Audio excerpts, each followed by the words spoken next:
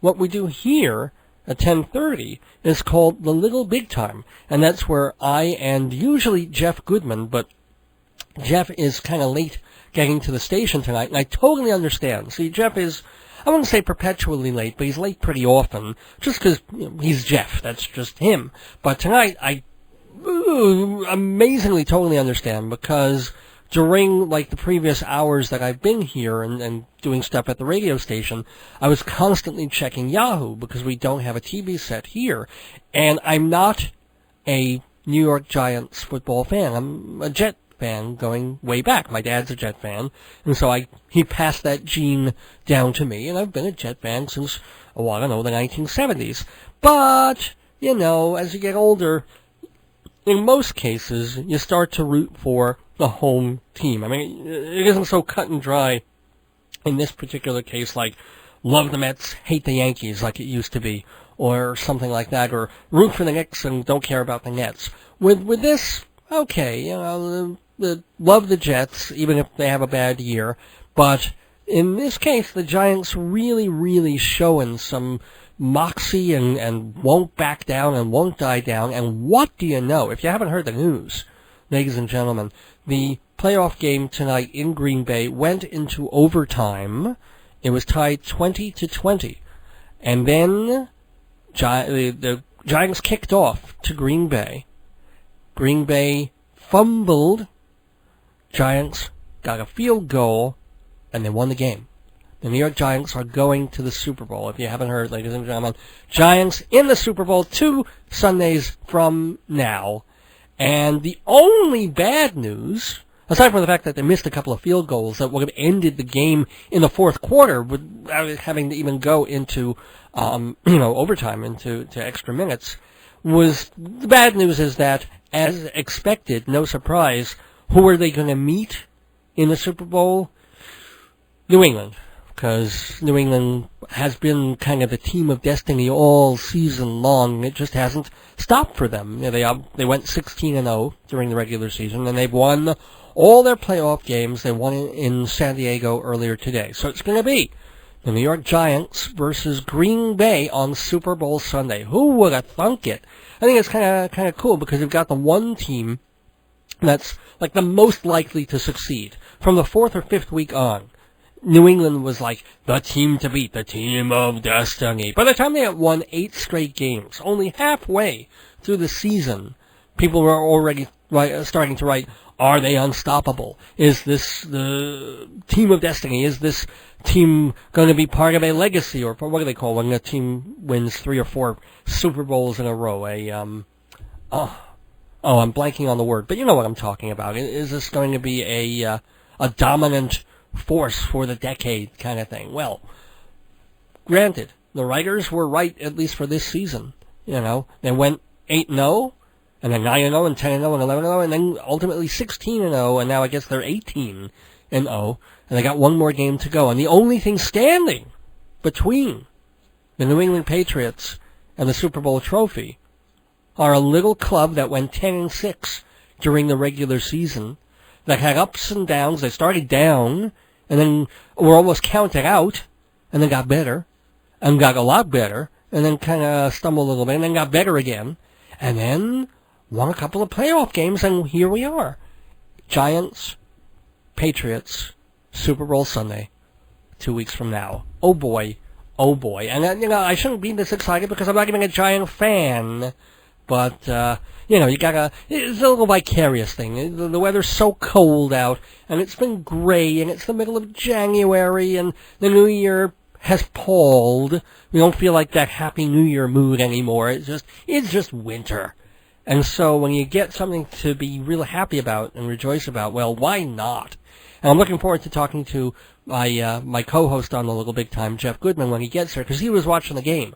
I didn't get to see the game. I just watched this Yahoo 30-second update thing. So you go click, and you wait for it to refresh the screen, and they tell you one more play that happened. That's the other thing, though, about football. Aside from the fact that they're playing a game that could very well be played in the middle of the afternoon, but because they want ratings on TV during prime time, they started at 6:30, and the damn thing goes till nearly 10:30. Now, granted, I realize that There was, it went into overtime. Fine. But still, the thing was still in the fourth quarter when it was about 3 hours and 45 minutes old. It's just, how much longer can they make the games? I have no idea. Phil Mushnick has a column in today's New York Post about the fact that they're taking an important playoff game that could easily be played. It's a Sunday, ladies and gentlemen. It's a Sunday in the middle of winter, and they're playing in a hellhole like Green Bay in the middle of winter. And do they start the game at 12:30 in the afternoon, so at least there's whatever, it might be a really frozen sunshine, but at least there's light and sunshine and people can drive, and there might be snow on the ground, but you can see it. If there wouldn't be black ice on the ground, they'd be driving over white ice or something like that. But no, television money talks, and so the game starts at 6:30, and it goes even to, as it happens, overtime didn't last that long, but this could have gone on until 11 o'clock. And so kids watching would already have to have gone to bed and couldn't have seen the game. I mean, it's just, I agree, especially when Mushnick writes about the fact that games are changed in the last minute or the week before the times of the games. And that's just totally wrong. I mean, if it's one thing if at the very beginning of the season they plan, okay, this game will be on this date and start at 5 o'clock in the afternoon, or this game will start, this will be an evening game for Monday Night Football. But a few days earlier or 2 weeks earlier, when they say a game that was going to start at 4 will now start at 8:30 at night, and force all ticket holders to change their plans, and TV viewers to change their plans or do it on TiVo because they can't watch it live or they can't catch the end of the game, or else they come into work next morning zombies. That really does start to suck. And it's not right, and they do it for baseball too, of course. So, and the reason I also bring that up is that knock, knock, knock on wood, one of the guests who's coming up on Dave's Gone By in the weeks ahead, assuming all works out, will be Phil Mushnick. I've been wanting to get him on my show for years. It just never occurred to me to, he's one of those people, I was like, every time I read his column, I need to get him on the show. He talks about all this interesting stuff. Early in the beginnings of Dave's Gone By, my 11 o'clock show, I actually did a thing about Phil Mushnick and about how I liked him as a writer, but disagreed with him on certain points, and I did a monologue about it on my show. But it never occurred to me at that point, to call him up and get him on the radio show. And so finally it just occurred to me, what am I waiting for? Super Bowl Sunday is coming up in 2 weeks, and I still read him. I still think he's the most interesting, entertaining, and most of the time agreed with sports writer out there. Get him on the show. And so in 1 or 2 or 3 weeks, knocking on wood, we should have Phil Mushnick from the New York Post on Dave's Gone By, along with, I'm so excited about this, and I'm not being facetious, but one of the writers of the greatest Broadway musical of all time. Now, you've got, different people will have different reactions to that statement. I mean, if you're an 18-year-old girl, maybe it's Phantom of the Opera or Cats, because she saw it when she was 14 and that's all she's seen. But if you talk to people who know a bit about theater, it's going to be divided into a couple of camps. If you're, in your 40s and 50s and you're gay, probably you think the greatest musical was Gypsy. And there's certainly stuff to back that up. Or if you're really from kind of an older school in your 70s or 80s and stuff, you might think, oh no, maybe King and I or Carousel, one of those, or South Pacific. If, however, you're what's the other one that I'm kind of missing here? Oh, yeah, if you're a WASP and you have your first drink before 12:30 in the afternoon, My Fair Lady. That's the greatest musical of all time. But if you're a New York Jewish guy, middle-aged, older, like me, then greatest musical ever in Broadway history had to be, of course, Fiddler on the Roof. Well, one of the writers of Fiddler on the Roof, the lyricist on songs like Matchmaker, Matchmaker, To Life L'Chaim, Do You Love Me, okay, Miracle of Miracles, Sunrise, Sunset. The guy who wrote the lyrics to these songs, Sheldon Harnick, will be my guest on Dave's Gone By. It's either going to be next week or the week after. So that the only word I can use for it is quelling. I've always wanted to have more, because I've had theater actors and a couple of directors and certainly a lot of pop musicians on the show, but not as many of the creators of musical theater and play. I've had a couple of playwrights, but I've always wanted to have a few more.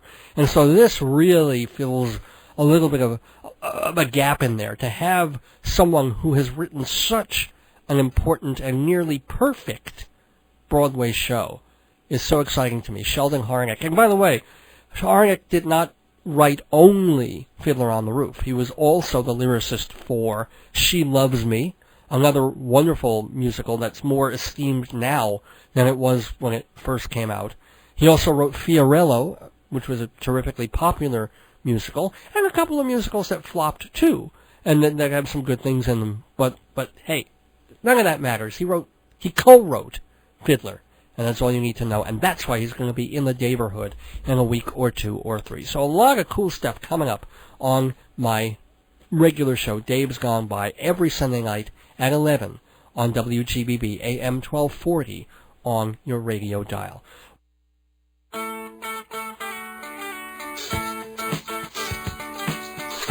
Greetings from Long Island, where every highway is a sunrise. It's time for Dave's Gone By, an hour of comedy, talk, and music brought to you by Total Theater, with your host, Dave Lefkowitz. You've never heard anything like it, so sit back, relax, squeal if you must. Here's the host of Dave's Gone By, Dave! Tropical hot dog night! Like two flamingos in a fruit fight! Every color of day, whirling around at night. Well, there goes the neighborhood. Welcome everybody on this very, very, very cold, but rather exciting football-wise Sunday night, January 20th, 2008, to the 256th episode of Dave's Gone By. Comedy, music, talk, radio, interviews, all that kind of stuff every week, Sunday nights at 11 on WGBB. I'm Dave Lefkowitz. I'm here with my special guest co-host, Jeffrey Goodman. Hey, Jeff, how you doing? Yeah, I'm cold. I know. Is it real? I mean, it was cold before, it's but icicle cold. Is it really? Ouch. But it's only going to be for a day or two, and then it's going to go back to the 30s and 40s. Well, it's supposed to go back up to a very lovely temperature on Wednesday, because Wednesday's supposed to be a very spectacular day. Are you being facetious, or it's actually going to be nice, or we're going to get a snowstorm? Kind of being facetious, but, why? Because there's something spectacular to celebrate on Wednesday. What? Isn't your birthday Wednesday? Oh, God. Yeah. Yes, that's right, ladies and gentlemen. Dave of the 123 birthday. That's right, January 23rd, I will turn 44 years old. Where has my life gone? So on 123, you'll be 44. Right. Now, it'll be better next year, obviously, because I'll be 1, 2, 3, and 4, 5. I don't know where you fit the 64 in, but somewhere in there, there's the year I was. But anyway, yes, I'm an Aquarius with my feces rising. So, ladies and gentlemen, yeah, big week for me. I can't say I feel any different or anything coming on. Well, Dave, what's the big difference between 43 and 44? What's the difference between 12 and 13, or 17 and 18? Oh, well, then that's more, man. Jail time, actually. No, that's the difference between 17 and 18. I mean, I see more gray hairs on the side of my head, the top of my head. That's about it. Pubically? Oh, well, yeah. I mean, I've got the old pubic cube down there. I shift some hairs around and I try and get the grays all lined up and the black all lined up and the empty space. And it spells help me. Help me, see Alice. Anyway, and I see Alice over there. This is Dave Lefkowitz, that's Jeff Goodman. We're doing Dave's Gone By, as we do together most weeks. I'm here every week, and we're here by the good graces of our sponsors, who include Mother Nature. Well, actually, Mother Nature gets much colder to keep us from doing this, but who are our paid sponsors, the people we love. That would be mortgagesrock.com. Mortgagesrock.com, where you learn to be a mortgage broker and get the commission for helping people get financing. What are our other sponsors? Oh, the Copy Kings of Broadway. Hewlett Minuteman Press. How'd you jump on that? Oh, so, well, I thought you were giving me the... I was going to say, otherwise known as, and then I was going Oh, sorry. No, let's do it again. Oh, the Copy Kings of Broadway, otherwise known as... Hewlett Minuteman Press. 10% off. Any job, big or small, for Dave's Gone By listeners. And, of course, they're next to Filene's Shoes. Filene's? Oh, to Romans, dude. So sorry. I can see it in your eyes. You're kind of tired tonight. I'm exhausted. How come you're exhausted? What'd you... Oh, I don't know. I picked up a cat yesterday. I went to see... Is that a metaphor, I went to see, I really did pick up... I don't see you having much in the way of pussy. I adopted a cat for my friend Oscar at the Town of Oyster Bay Animal Shelter. Mm-hmm. And I'm a little concerned about it. We could call Oscar and wake him, but because I want to know if the cat's eaten, because the cat hasn't been eating well. Oh. So, well, it's he just got to this new I home. know, He's going to be, etc. and so forth. Yeah, but he's already taken antibiotics for like a sniffle the cat has. Well, antibiotics will change. First of all, it's going to... You know what you're like when you're on antibiotics. You don't want to eat and you sleep I half never the day. don't want to eat. Yeah, well... Good point. Hey, let's also thank Performing Arts Insider Theater The Bible Magazine. of Broadway. The Bible, that's right, of Broadway, for 65 years. Everything you want to know about Broadway, off-Broadway, off, cabaret, opera, and dancing. Performing Will they tell me arts. for the last 65 years? I've been involved in it for about 6 years now. But it's been around since 1944 and still going very, very strong. And I hear you have a special deal for our listeners. Yeah. You can get a full season, 12 issues, the monthly version of Performing Arts Which Insider. is worth how much? Well, it's worth $165. But Dave's Got My Listeners, $120. $10 an issue. Cheaper than really can get And I'll make it anywhere else. $118 just for your birthday. I'll subsidize every listener $2. Ladies and gentlemen, you heard it. Until the end of this month, $118. I said your birthday, until your birthday. My birthday's on Wednesday. Yeah, so? It's not giving people enough time. The end of the month. Give away your own money. Come on. I'll pay for it till your birthday. You pay for the end of the month. No, I won't do it. All right, but I'll tell you what. Till Wednesday night, 11:59 p.m., anybody who wants to subscribe to Performing Arts Insider Theater Magazine, instead of the $120 that it costs, Jeff will subsidize you $2 extra, and it's only $118 it's like high for 12 your issues. birthday. That's nice. It is nice. 100 plus high. And I just don't want to do it because remember last time we ran that kind of sale, how much money it cost me? You pitched in a lot more money that time, but I thank you very much, and it was good. I'm pitching your own money. Yeah. Happy birthday. Unlikely. Thank you. And also thank you to Fancy Schmancy Balloons for all your party decorating needs. That's balloons and centerpieces. What's the phone number, Jeff? I don't know. 516? 797? 3229? What's that again? Is it 516-797-3229? For Fancy Schmancy Balloons. And I want to remind everybody also, if you haven't seen it yet, Shalom Dammit airs every Wednesday morning, 7:30, on Woodbury Cablevision. That's the regular, normal Cablevision on Long Island. Channel 20, 7:30 in the morning, Shalom Dammit, and there's some new episodes coming this week and next. So if you've been seeing the same one over and over, don't worry. There's new Rabbi, Shalom Dammit. and you can see all the episodes so far on YouTube anytime by searching under Shalom Dammit. Okay, now, got to move this show along real quick, letting you know that on this show tonight, we've got Inside Broadway, lots of theater news to talk about, and Jeff and I both went to a Broadway show this week. We both saw the same show on the same night. The same show? The same show. No, it was not a shame. It was actually pretty good. What was it, Jeff? It was the 39 Steps. On Broadway. The Alfred Hitchcock adaptation. Well, it's Alfred, It was him being adaptation of Alfred Hitchcock's The 39 Steps, which they're doing in a funny way on Broadway. Both Jeff and I saw it at the American Airlines Theater. Right, it's a roundabout producing it, but it's not their. Didn't they grab it from some other small theater company and something like that? No, I think they brought the rights from England and they're doing it anyway. So that's on Inside Broadway, and then as promised, part 2 of my conversation with singer-songwriter Issa, formerly known as Jane Siberry, the woman who wrote Calling All Angels. She wrote the hockey song. She wrote Everything Reminds Me of My Dog. Wrote lots of amazing stuff, and she's.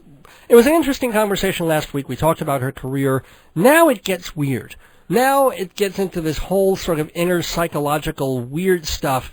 Don't miss it. That's coming up in just a few minutes. But first, we've got a little bit of business to do, and then Jeff and I will be back with Inside Broadway on this edition of Dave's Gone By. The Giants spanning, because the Giants won 23-20. I'm not even a Giant fan, but somehow I'm excited about that.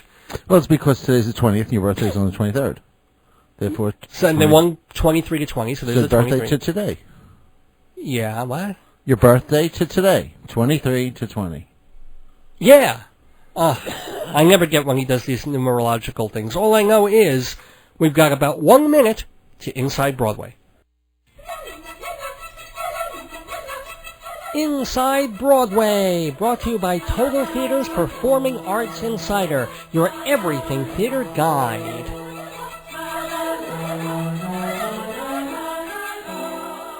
Review. Welcome back, ladies and gentlemen, to Dave's Gone By with the Inside Broadway segment, with a lot of stuff, a lot of things happening on Broadway. You're going to get through them pretty quick. First one, I'm going to leave mostly to Jeff. No. Yeah, he knows what it is. He knows. No. What was announced this week on Broadway? Rent's closing. After I think 12 years. 12 years on Broadway, Rent is closing at Broadway's Nederlander Theater. It is the 7th longest-running show in the history of Broadway, and it is the second longest-running show currently on Broadway. The only other thing longer is Phantom of the Opera, which also just goes to show you how long Phantom of the Opera's been around. But Lion King's coming up real close behind it. Well, Rent will have to close first, and then But they're not even going to beat Beauty and the Beast. No. Well, I mean, as you said, you've seen the movie, and Rent may be something of its time at this point. Yeah, it's getting to be kind of I hate to say it, because I just loved the show. I fell in love with the show the minute I saw it, like one of the first previews off Broadway. And I've been just such a big fan and proponent of it ever since. And also it's very touching because the writer and creator of Rent, Jonathan Larson, passed away before the first public preview of it. Right. And, this is his legacy, and now it's gone, and it's just... Well, it's going June 1st. They're giving people a chance to see it, and around that time we'll talk more about it, because you had that amazing experience when you saw it first at New York Theater Workshop, and that snow day, and it's a great story. We don't have time for it now, but the week that it closes on June 1st, we'll do it. And Rent, of course, was the launch pad of people who've become pretty famous, including folks like Jesse L. Martin, Idina Menzel, who went to be on in Wicked. Idina. Is it Idina? It's Idina. Well, Idina, you Dina, we all Dina. Anthony Rapp, Daphne Rubin Vega, who was a guest on this program. She started in Rent. And Taye Diggs, who's a big TV guy now. So, Rent... And you mentioned Anthony Rapp, right? I might have forgotten him, but Anthony Rapp. Sorry, him too. So, you have a few and weeks. Also Leo Butz. Norbert Leo Butz was a Rent guy. So, no buts about it. Moving on to other Broadway and off-Broadway news. Coming to off-Broadway, the return of Vita and Virginia. This time starring Kathleen Chalfant and Patricia Elliott. Kind of an interesting cast there. Vita and Virginia is a two-person play based on the letters between the poet Vita Sackville West and Virginia Woolf, who apparently together had a kind of somewhat steamy lesbo affair. And that's intimated more fairly directly in this play. I remember seeing it, or actually I saw it, I don't really remember seeing it, off-Broadway, where it originally starred Vanessa Redgrave and, who else was in there? It was pretty, it was a major cast. Well, whatever. I find it kind of boring. But they're bringing it back, ladies and gentlemen. It's coming to the Zipper Theater in February. So get your car seat ready.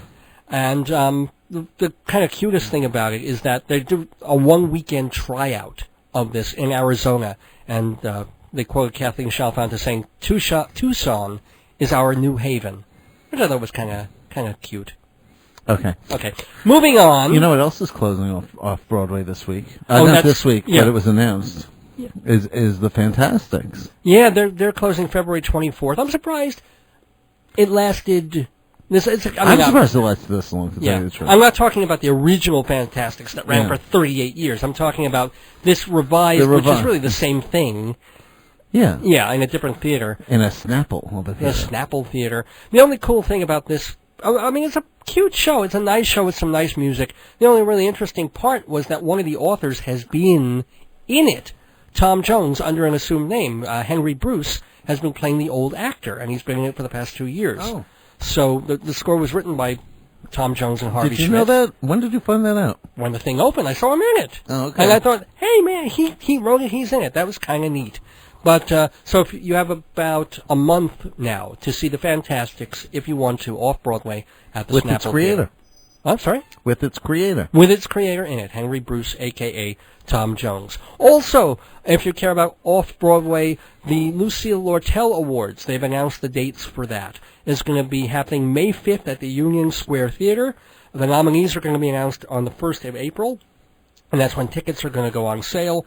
And then they're going to have a cocktail party. The irony is that the Lucille Lortel Awards are to honor off-Broadway. And Lucille Lortel actually has a theater named after her. It was the Theater de Lys that she owned it. Yeah. She owned the Theater de Lys. Her theater. But none of this is going to be happening at her theater or, the awards are going to be at the Union Square Theater. And then they're going to have the cocktail party to honor the nominees on April 21st at the American Airlines Theater on Broadway. I just don't get the whatever of that. And another off-Broadway show is not closing, but celebrating something of a birthday. My Mother's Italian, My Father's Jewish, and I'm in Therapy, which has been running rather quietly at the West Side Theater, has now run for 500 performances. Really? Steve Solomon's no longer in it. Now they have Paul Kreppel in this one-man... it's basically a stand-up comedy act with a lot of pretty old jokes. And it's kind of... I was like, but audiences love it. It's 500 shows old, so happy 500.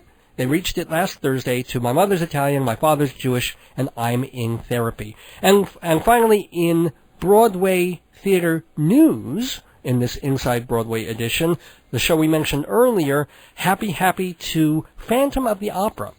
As of January 26th, Phantom of the Opera will have been open on Broadway for 20 years. It opened in 1988. Isn't that amazing? Yes. Since then, it has had grosses worldwide of over $5 billion. On January 26th, it will play performances number 8,138 and 8,139 at the Majestic Theater, because it's a matinee day, so they're doing 2 shows. It is, by 2 years now, the longest-running current show in Broadway history. And the only sad part is... I now realize that I will probably not see a longer-running show in my lifetime. No other show now, with Rent closing and Phantom still running. It's so unlikely, I think. Like Lion King could run forever. Right, but Phantom would have to close, and then Lion King would have to keep running at least 2 years beyond the close of Phantom, etc. But Phantom is not closing at any time soon. So, I don't know. I think it's going to be pretty unlikely for anything. What I think is amazing is that the Majestic has been open for 20 years with the same show. Yeah, exactly. I mean, and the other one really amazing thing about it, George Lee Andrews. Oh yes, he's still in it. He was there from the very beginning. I don't think he's in the same role. He's playing Monsieur André now. Maybe he was something else. No, that's who he was. He's still playing Monsieur André. Well, I think he left and came back. Well, but he's back, and he's the only. There was one other. The woman playing Madame Geary was... yeah, she was there for a long time. So anyway, I just, again, to give people an idea of the length of time this has been, Rent would have had to run 8 more years after Phantom closed just to catch up. So it just shows you how long these things are. Anyway, Jeff and I both saw a Broadway show this week called The 39 Steps, and we're going to review it right after this message. What's playing on Broadway? I'll tell you what's playing on Broadway, and I'll do it by checking Performing Arts Insider. Off-Broadway, off-Broadway, off-Broadway. You keep adding offs, they'll keep adding listings. Who's in the cast? What's it about? Why is it special? Performing Arts Insider is Broadway the best way. 516-295-1511. 516-295-1511, or see performingartsinsider.com. And thank you, as always, to Performing Arts Insider for sponsoring Inside Broadway. Now, Jeff and I stepped into a Broadway theater together this week. We don't always, go to the theater together, so this was kind of neat. And we saw at the Roundabout American Airlines Theater on West 42nd Street, The 39 Steps, based on the Alfred Hitchcock film. And by the way, just for the record, what number episode of Dave's Gone By is this? It's number 256. Oh, I thought it was 239. Okay. Well, no, so much for that. It's 256 steps to get to this particular program, ladies and gentlemen. So anyway, this was adapted by Patrick Barlow from the old Hitchcock film, but he turns things on its head. They keep the storyline, although they throw in little extra touches, but the whole idea is to make it a spoof, to make it kind of funny and zany and to goof on everything and other Hitchcock films as well. Mm-hmm. And so that's what it is for about an hour and 45 minutes, very lighthearted, and it's a crime, melodrama, comedy, zany, spoofy, Hitchcocky thing that's done really inventively. Did you laugh? Yes. Well, it's the thing that's so wonderful. It's done with 4 people. True. There are only 4 actors playing a myriad of roles. I mean, only the lead actor, who's very handsome, by the way. They make a big joke of that. Every time he's the wanted man, but every time they give his description, and he's very handsome. He's even handsomer when he was running. As he runs, his pencil-thin mustache gleams in the moonlight. I mean, they'll say things like that. Yeah, and it's very funny that way. But besides the lead, the other 3 people must play at least 60, 70 roles. Something like that. And it's amazing. That's barely an exaggeration. And both men, and they play both male and female characters. Oh yeah. So it's quite entertaining, and Well, let's also give the cast their due. Charles Edwards, Jennifer Ferrin, Cliff Saunders, and Arnie Burton. I mean, I remember Arnie Burton when he was first starting out with the Pearl Theater Company. He was one of their core people, and he'd show up in a lot of their comedies and stuff because he's a very malleable face. And you kept thinking, yeah, he could go places. And finally, here he is on Broadway, getting some terrific reviews, by the way. I found him sometimes wonderful, sometimes too over the top. There's one character where it's like a Germanic sort of lunatic, and I was like, it's not. Which character? It's kind of in the middle of the first act where he's really going a little. But I thought when he plays the women, like especially the innkeeper's wife. Yes. He was wonderful. Oh yeah, I mean most of the time he was. The other guy, Cliff Saunders.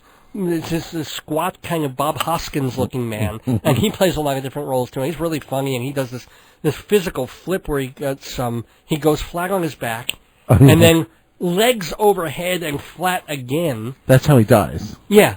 I mean, but to watch it, without stunts, without any kind of trampoline or anything, was kind of neat. Mm-hmm. And there were a lot of things. And the woman is really good too. I mean, she's funny when she needs to be funny, sexy when she needs to be sexy, and very German when she needs to be very German. And I liked it.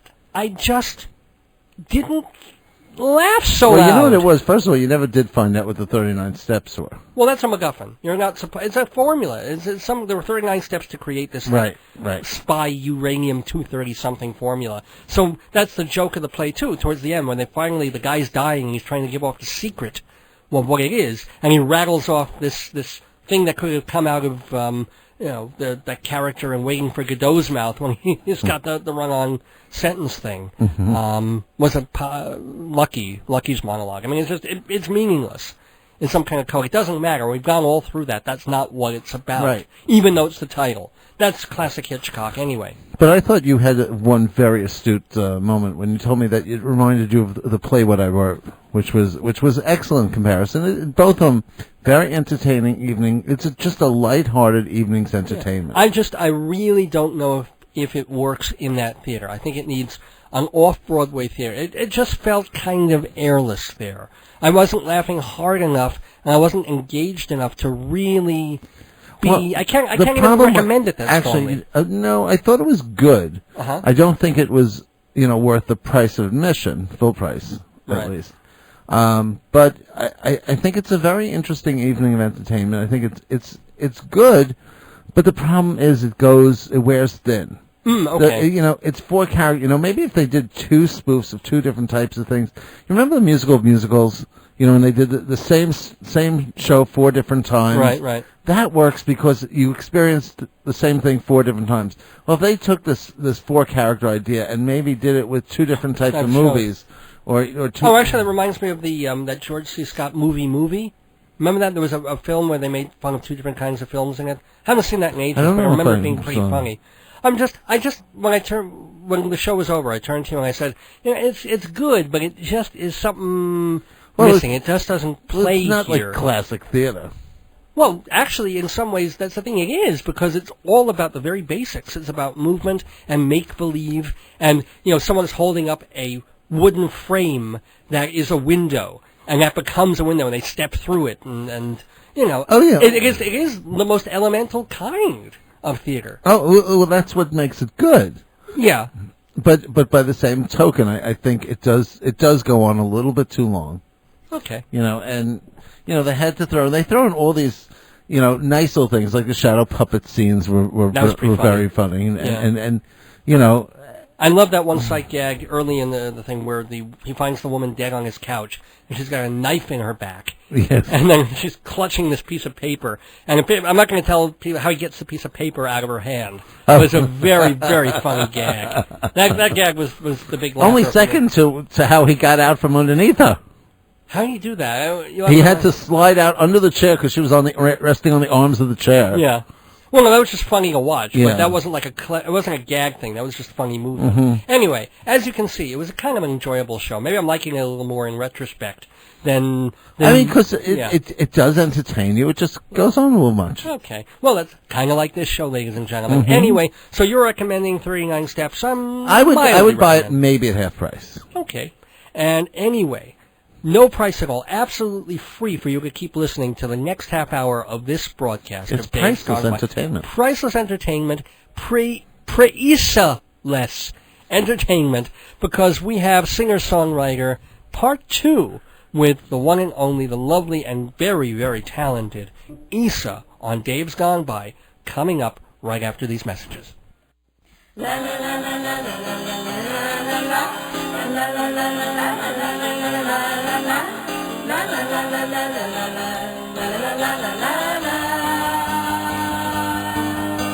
We're going to the seashore, gonna burst upon the brine in a car that's full of babies and dogs and food and wine.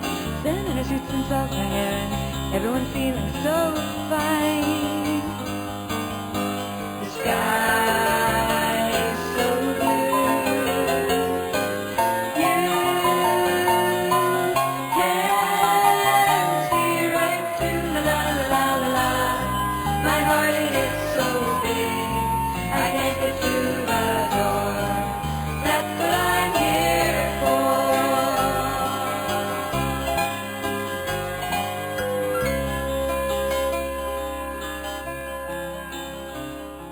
We're going to the country and we're gonna plant some wheat. We're gonna steal some cow corn and drive across the field. Dance around the scarecrows and do whatever we please. We're going to the country in our little disheville. We're gonna put the top down and crank the radio up. Honk at all the cars we meet and let them know we know that the sky is so blue. You can see right through. La la la la la. My heart it is so big, I can't get through the door. That's what I'm here for.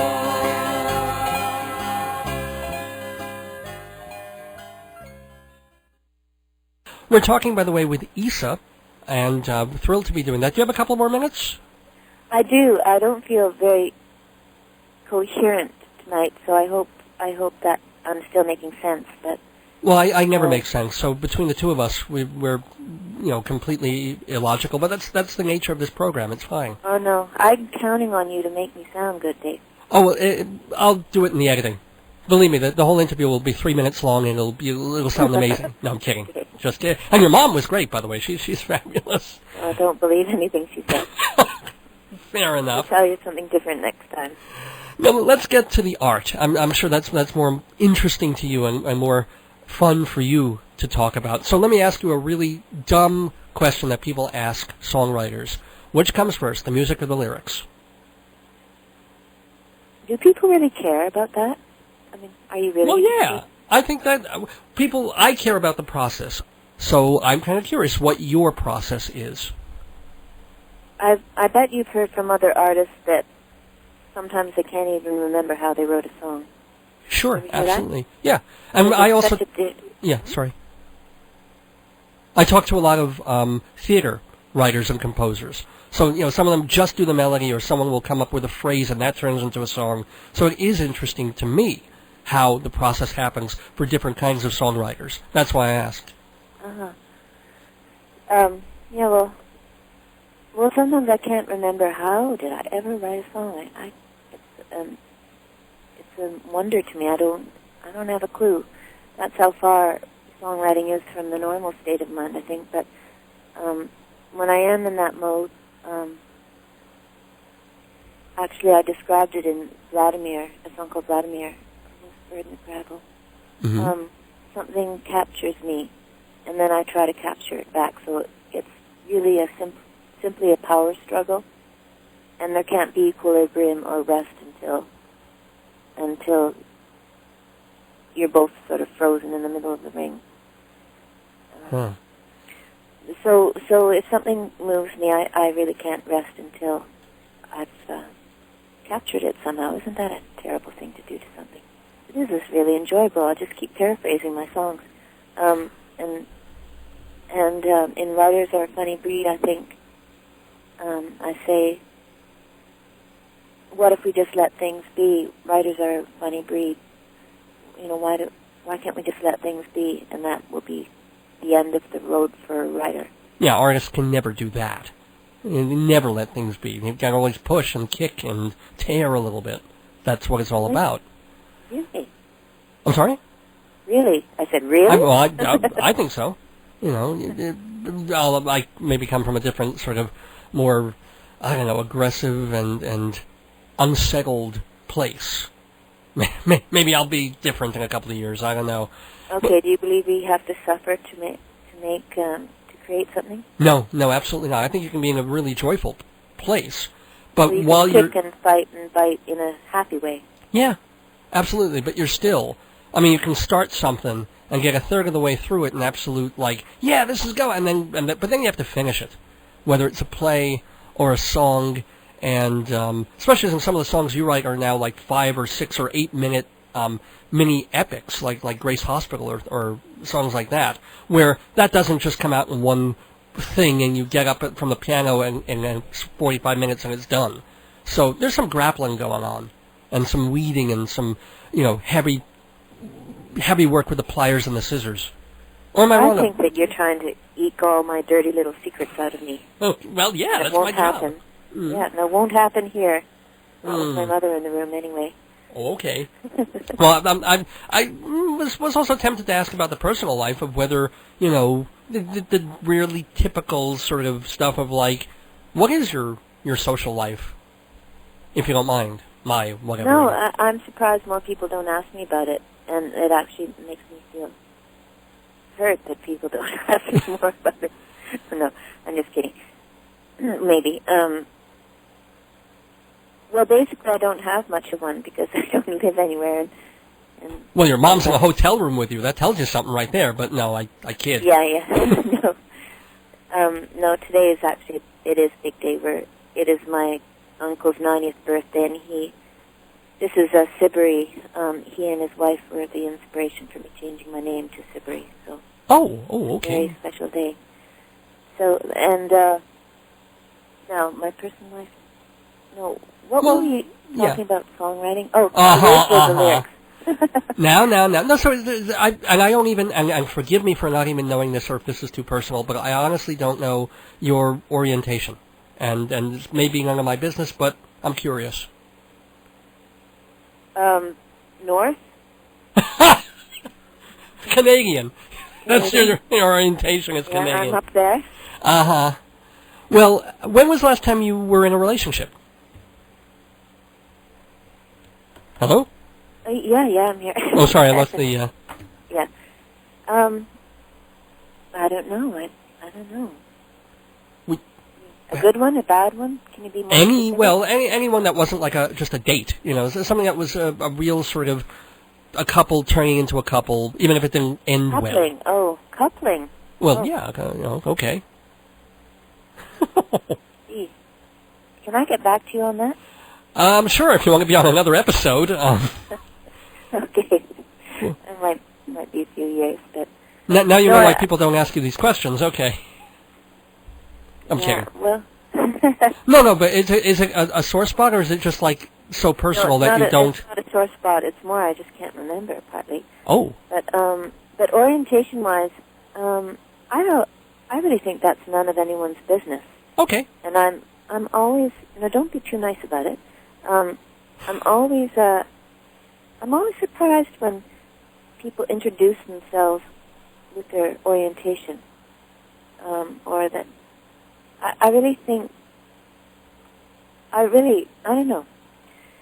Or if we do, I think maybe it's a really good goal for us to always be removing any word that separates us,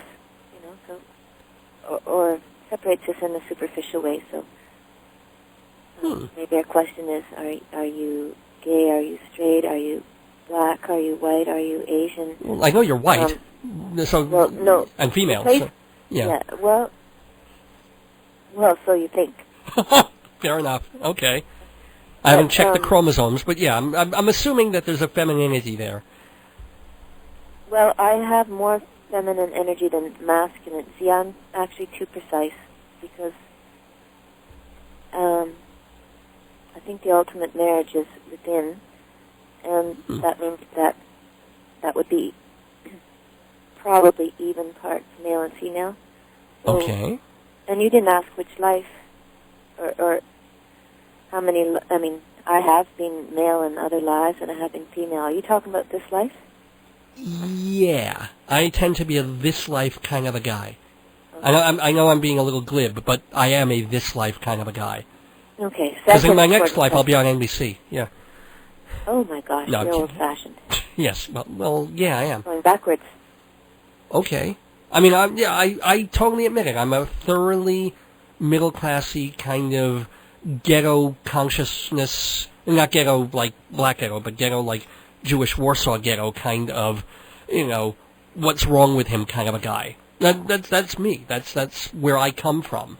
But I don't say that, but, What's wrong with you? Yeah. I mean, people are thinking that about you? Yeah, well, I'm sure. After they hear me for a while, what's wrong with him?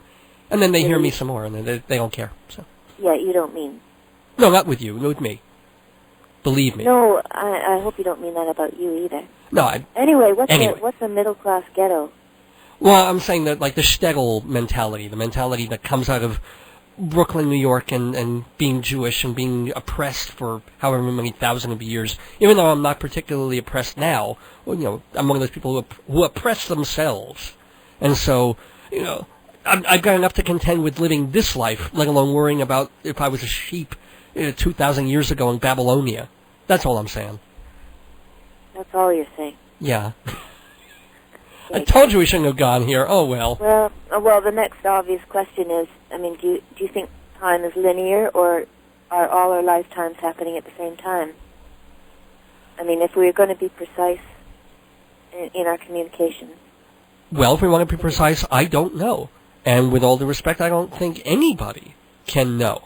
I think time may fold back on itself in that sort of helix physics kind of way, but until I'm dead and God explains it to me, if he has a free moment and he wants to, that's all I can go on is what I know from here. And I'm not psychic, and I've never had any kind of psychic or otherworldly powers. I've had the occasional deja vu moment. That's about it.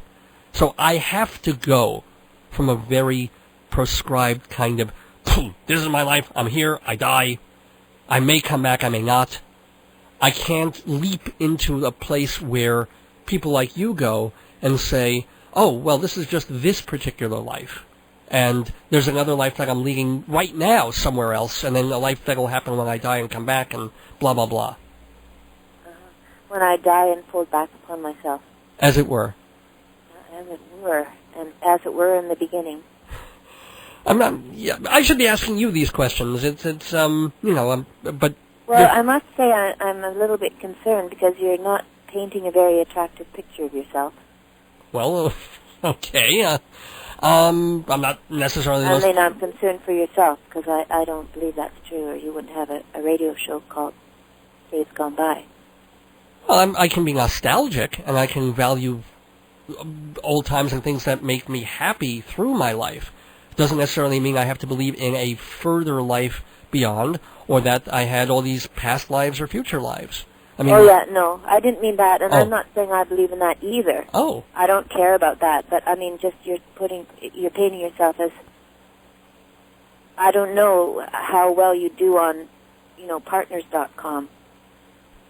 Is that like a Match.com kind of a thing, like a... Yeah, for dating, because, I don't know, middle class, what's wrong with that guy? Well, ask my wife. I've been married for 10 years, so... Oh, maybe, is she there? No, I'm my just... mother, and I'll talk to you. That'll be... No, my mom would paint a beautiful picture of me, and my wife maybe more Dorian Gray. With me, I'm not sure how it would come. It'd be half gray and half rather bizarre, sort of Dali-esque and melting. I think that would be the picture. Speaking of which, getting back to you, since this is about you, when did the painting come in? Last year. Just started? Well, yes. Oh. I've wanted to paint for a long time, but I've never, and sometimes I take sketchbooks, but I've never been able to paint. But last year when I was working with the engineer in Vancouver and sitting around a lot while he did complicated rhythm things that I asked him to do, I started painting, and for some reason I can paint. But I think I'm painting in it more in an abstract way. So it's like I took the bars, I took the limitations away, trying to paint exactly what I could see in my head, and for some reason that's allowed me to start painting. So it's been fun. Do you see a connection there? Because I mean, everyone from Bob Dylan to Joni Mitchell to and a lot of people who Tony Bennett, who are musically inclined, somehow feel that they need to pick up a brush and be inclined that way as well. Oh, gosh, you just made me feel so special. Well, okay, these are you have a pretty nice canon of musical work, so I think it's fair to include you among some pretty special songwriters and singers. Actually, I didn't mean that, but... what did you mean? The painting is just a very personal, private thing, and it's been really fun. And I actually have often thought it made more sense that I'd be a painter than a musician, because I pretty well see each song before I write it, which gets back to your other question. Oh, now that is interesting. So it seemed more logical that I paint or do films, and I used to keep track of paintings that I'd see full-blown, all the details, and I would write them in words in case I ever learned how to paint. Wow. Like paintings that were on file cards.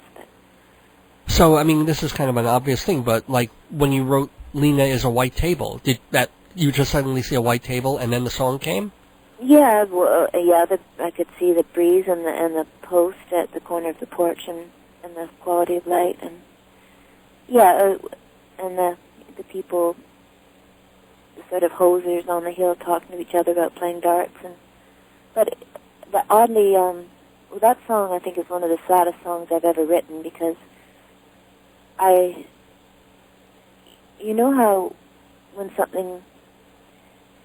when you write in your diary, you can write about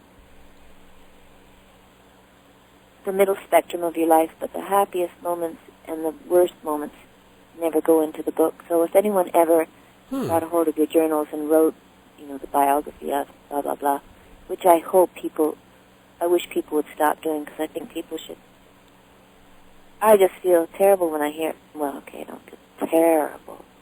But, you know, I heard about someone who spent 27 years of her life going through all the records of this, what I didn't think was a very interesting person, to write a book and do a movie about her. Just Whom, like Iggy Sedgwick or someone like that, or someone I'd never heard of, you mean? Yeah, I don't remember the name, but I felt really sick afterwards, and unfortunately it was a premiere and the director was there, and anyway, I wanted to leave before I said anything, but I didn't. Oh, okay. Well, so in other words, before you go, you're going to make sure that your journal finds a dumpster somewhere. Maybe. Actually, I have kept hold of all my journals, and I think, well, I have to think about that before I let them go.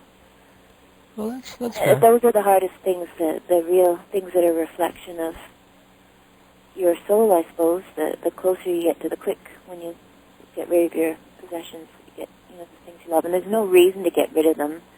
I'm not recommending it for anyone, but for me it was either get rid of them or die in a certain way. Ouch. At a certain level. But doesn't the deepest stuff go into some of your songs? Yes, so Lena is a White Table, thank you, was about something at the bottom end of the spectrum that you don't have words for, and so that's why it's such a surreal image. I could just pour the emotion into the chorus, and the rest of the song is just more sort of, not silly, but lighter.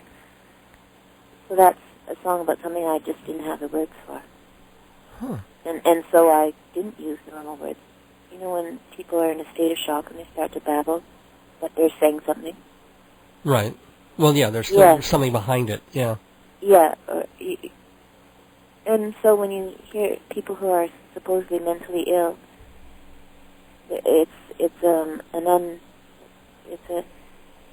saying something, but with different languages.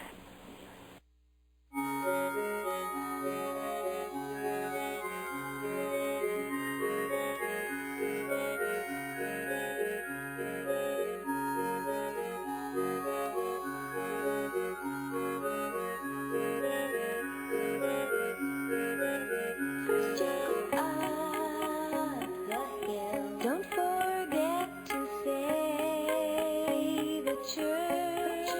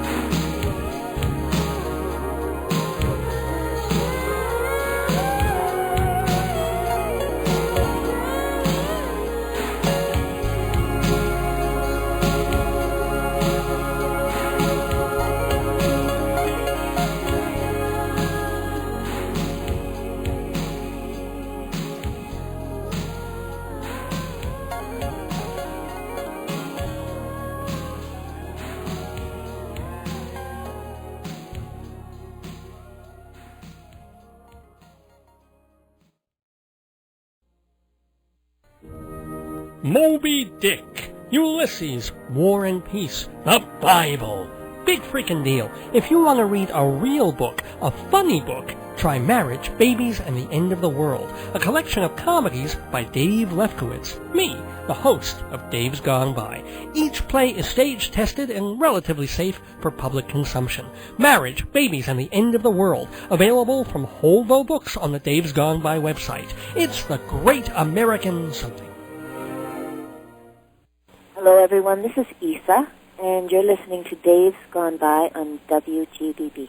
Time to, unfortunately, wrap up our conversation with Issa. It's been fun. It's been wild. It's been weird and kind of as I expected, and a little psychoanalytical on my end, which I wasn't sort of expecting, but that was fun, too, I think. I hope it wasn't painful. I hope it won't be one of the lowlights that you leave out of your journal because it was so miserable. I'm kidding. I am kidding here. Okay. Honestly, I don't think I would write about this in my journal anyway. But no, I'm just kidding. But yes, so what I was saying about journals is that it really isn't. It's a distortion. It's bookended by silence on either end. The real core is at either end, not in the middle, not what people hear about. But it's just something that I realize when I'm reading a biography or whatever. Okay. If people are like me, anyway.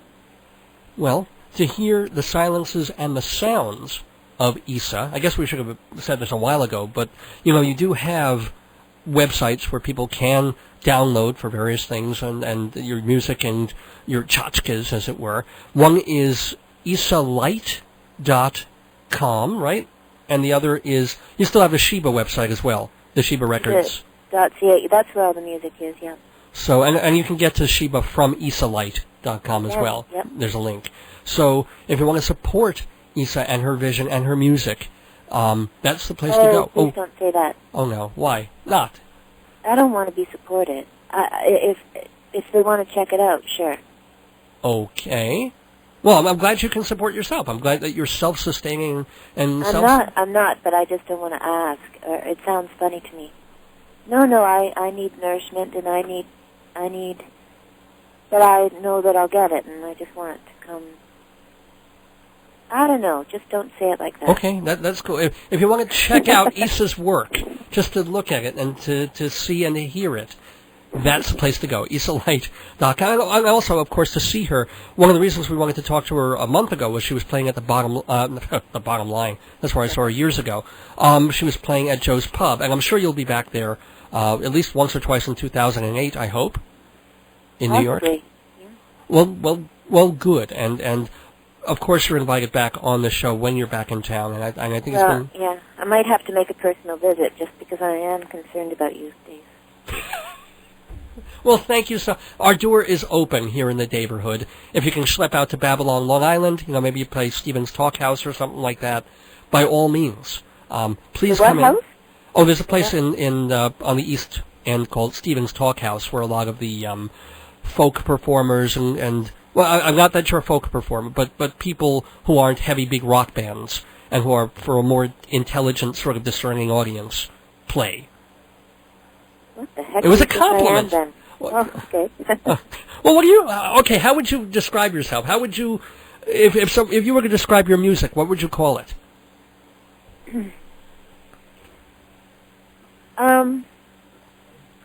I would say I'm a stylized storyteller with great taste in clothes. I love it. Do you have a seal there? What's going on? That's my hands clapping. It's okay. The sound of two hands clapping. There's nothing Zen about it. It's middle class and Jewish. So stylist. Hey, yeah. By the way, I have a complaint. Sure. I went to a Jewish storytelling night at Joe's Pub the night after my show. Uh-huh. You didn't happen to be there, did you? No. I mean, was that one of those Hebe things? H-E-E-B? Yeah. It was just awful. It really. I was so upset for the people in the audience too. It was just, oh my gosh. Well, I apologize for Jews everywhere. It's all our fault. We're one collective, Hebraic sadness about it. No, let me say, I went there because I know how wonderful Jewish storytelling is. Oh, okay. So it was a compliment. Well, thanks. But I just thought, a lot of. Okay, well, I just. No, it's cool. It's I thank you for that odd kind of compliment thing. Yeah. Yeah. Well, humor is to me is a direct link to the divine as music is. Well, we agree on that. Yeah. I mean, we totally agree on that, and I'm thrilled to be able to conclude on that note with the wonderful and the humorous and the very, very talented Issa.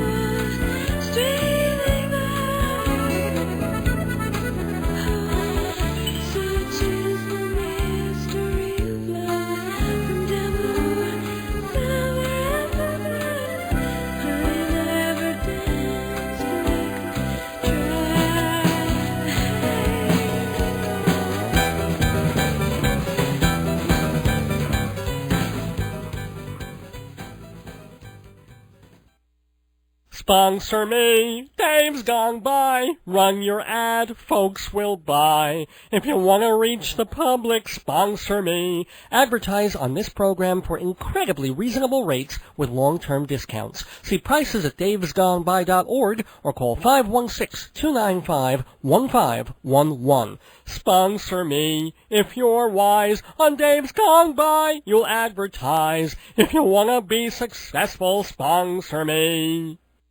Do not adjust your set. There's a rabbi on it. Me! Every Wednesday morning at 7:30 on Cablevision Channel 20. I'm Rabbi Sal Solomon, spiritual leader of Temple Sons of Bitches in Great Neck, New York. And my TV show will tell you everything you ever wanted to know about Judaism, but were too staggeringly ignorant to ask. Shalom Dammit, 7:30 Wednesday morning on Channel 20 or anytime on YouTube.com. Your prostate will thank you. And we thank our prostates, ladies and gentlemen, here on Dave's Gone By. It is 12:04 a.m. Time for us to start boogieing out of here so we can get to Gospel All Night on WGBB Freeport. But before we go, gotta thank our sponsors, Performing Arts Insider Theater Magazine. Find out more at performingartsinsider.com about how you can get a special discount on your annual subscription to Performing Arts Insider. Also, Hewlett Minuteman Press, 10% off on all jobs, big or small, at 1315 Broadway in Hewlett for Hewlett Minuteman Press. Every copy job you can possibly imagine. Jeff, you want to do mortgagesrock.com? Yes. MortgagesRock.com, where you can become your own mortgage broker and earn lots and lots of money. That's right. And Fancy Schmancy Balloons, who will decorate your party, any function, for a low to nominal fee. That's right. And remember, everybody, Wednesday morning, 7:30, Channel 20 on Cablevision of Woodbury. Shalom, damn it. Rabbi Sal Solomon's Peace, Love, and Acid Reflux Hour. Don't miss it. New episodes coming immediately. Actually, they're starting this week. How about Wednesday morning? Isn't there? That's Wednesday morning. And then Friday mornings, it's Dave's Gone By on TV. Same channel, Channel 20. We don't have new episodes for that yet, but we're working on it. We'll get some to you. Please, if you want to contact this program, give us an email at davesgoneby@aol.com. Send heat. That's right. It's getting a little chilly in here, ladies and gentlemen, because of the weather out there. And also, check our website at davesgoneby.org. Got to do a couple of quick shout-outs and things like that. Want to tell everybody to watch a program called The Jews of New York. And it's been airing on Channel 21, WLIW. And it's already had its first airing, but it's airing Friday, February 1st at 10 p.m., and they're also repeating it February 1st at 5. Actually, you see it on 5 on Channel 13 on February 1st, and then at 10 o'clock if you miss it on WLIW. Why? Because our upcoming guest, the one and only Broadway lyricist Sheldon Harnick, is on that program. So Sheldon Harnick, co-author of Fiddler on the Roof, co-author of She Loves Me, Fiorello. He's going to be on Dave's Gone By in a week or two. And anyway, he's part of this production, so catch it on WLIW this week. Congratulations to Marilyn May, who is receiving Backstage's Bob Harrington Lifetime Achievement Award. She was on our show a couple of months ago, and she's getting that April 7th as part of the Bistro Awards at the Gotham Comedy Club. And also, want to tell everybody, Michael Lydon and Ellen Mandel are going to be at the Cornelia Street Cafe in Greenwich Village on Tuesday, January 22nd, a couple of days from now. And one of their special guests on that show is Steve the Whistler Herbst. It's sort of old home week of Dave's Gone By people. Anyway, what else? Listen to Filler Up Saturday nights at 5 on WGBB-AM 1240. That's where I play a bunch of music that I want to play. Listen to 25 older shows of Dave's Gone By anytime by going to davesgoneby.org. Big thank yous to Carla at Fleming Artists for setting up. Thank you, Carla, for setting up the Issa interview. Thank you again to Issa for being so interesting and unique and fun and delightful. And come back. She's just a little chatty Cathy, isn't she? In her way, and I don't know. It's fun picking her brain and having her pick mine. And anyway, want to give love to my beloved wife Joyce. Congratulations on the pregnancy. Oh, and she says congratulations. You're getting married, Jeff. Yeah. Are you really? Yeah. Yes. What's his name? No, I kid. Anywho, and also to Joyce's mom, who's visiting this weekend and looking after our dogs with us. So hey to Joyce and her dad too, but her mom who's listening and who stayed up to listen to hear her name on the air. So hi, Joyce's mom. What's her name? What's her first name? I knew you would do that. Rosemary. Rosemary, thank you for listening. Yeah. It's been a pleasure. And make sure your daughter's not pregnant by the end of the show. Well, and certainly not by anybody else but me. But anyway, no. But anyway, I haven't been by the house in weeks. We got to get out of here. But anyway, stay tuned. Also, keep listening to Dave's Gone By every week. As I said, Sheldon Harnick coming up in the weeks ahead. Also, looking to get sports writer Phil Mushnick on here. I've been dying to talk to him for ages, and I think that's going to happen. We will be back. Mr. Mushnick's going to be here. Mr. Mushnick with no plan, just Mr. Mushnick. We'll be back next Sunday, January 27th, 2008, with the 257th episode of Dave's Gone By. Until then, don't miss your days going by. This is Dave Lefkowitz. And Jeff Goodman. Wishing you good night. Issa Solemnis. Congratulations to the Giants. And Gone By.